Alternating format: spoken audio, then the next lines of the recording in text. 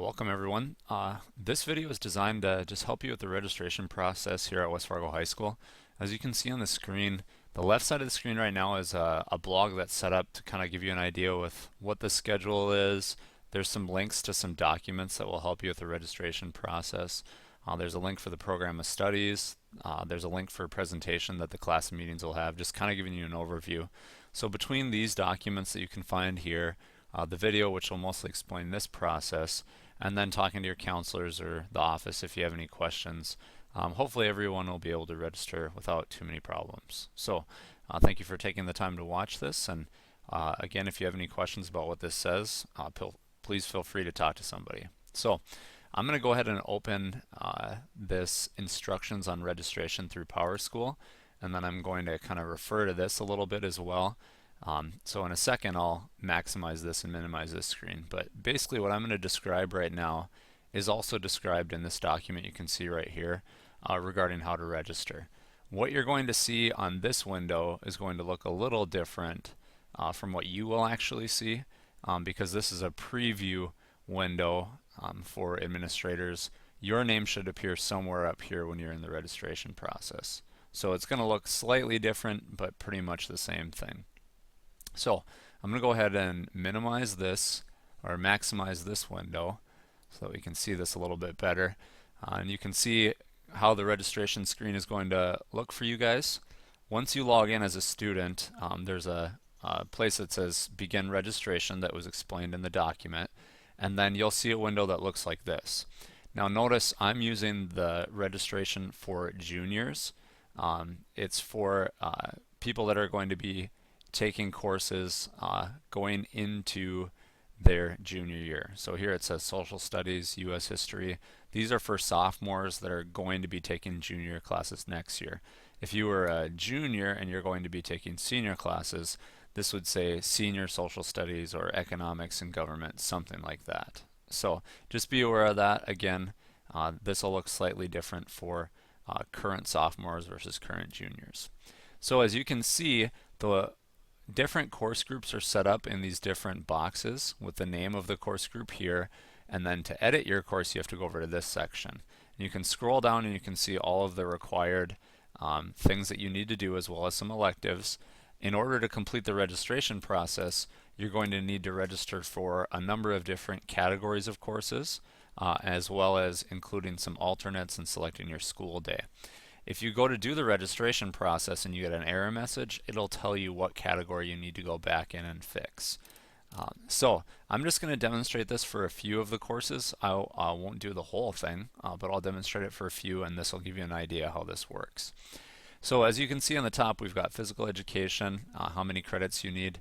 Keep in mind that you have to take 2 credits in PE to graduate, and then also keep in mind that what you see here in the general overview does not include if you need to retake any courses, or maybe if you're a student that transferred in and your school district taught US history to freshmen and now you don't need to take it as a junior. That's something that you'll have to talk to the counselors or the administrators about. So if there's unique scenarios like that, there's going to be a few students that don't fit exactly in this scenario. Just be aware of that as you register. So when we go to register for a course, you simply need to click on the pencil, left click on the pencil, next to the category of the course you want to register for. So when you click on that, another window is going to pop up that describes a variety of different courses that you can take, as well as giving you some overviews regarding what the course is about. And then if you click on the link in the blog that I showed you earlier, in the program of studies, it'll give you more thorough descriptions of these courses if you have questions.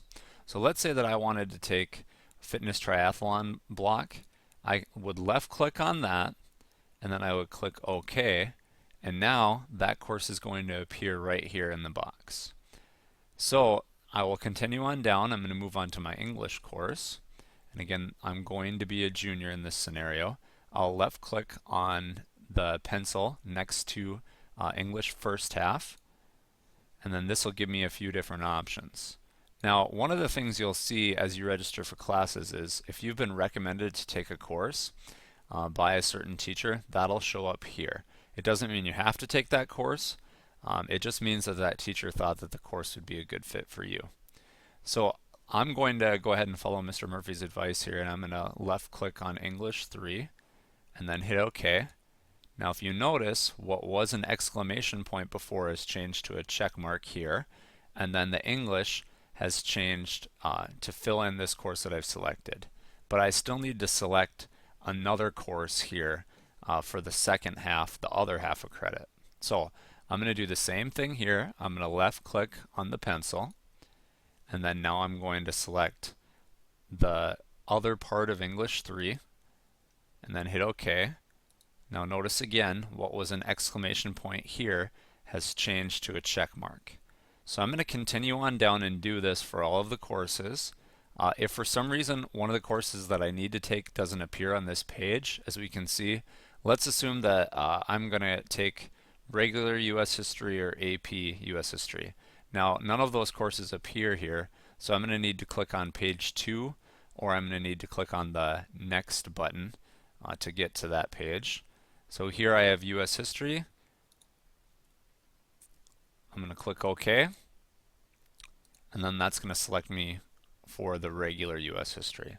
Same thing, I need to select the next half of credit. I'll left click on this button, go to the next page, and then right here I'm going to select US history. Now notice some of these prerequisites haven't been met, so it's not going to allow me to register for these courses. If you have an issue where you need to have a prerequisite, a course that you've needed to take in previously, or if there's like a restriction on GPA or something, it will not allow you to register for some of those courses. And again, if you go to register and you think that's an error, please talk to one of the counselors or one of the principals and they'll help you out with that. So as I go through, I'm going to do that for all of my courses. And then another thing to keep in mind as we do this is school day, alternates, and electives. Now you need to register for a certain number of credits in order for this to work through. If you are registering for exactly 6 credits, then you're going to have to select a study hall. The other thing that all students are going to need to do is they're going to need to select school day.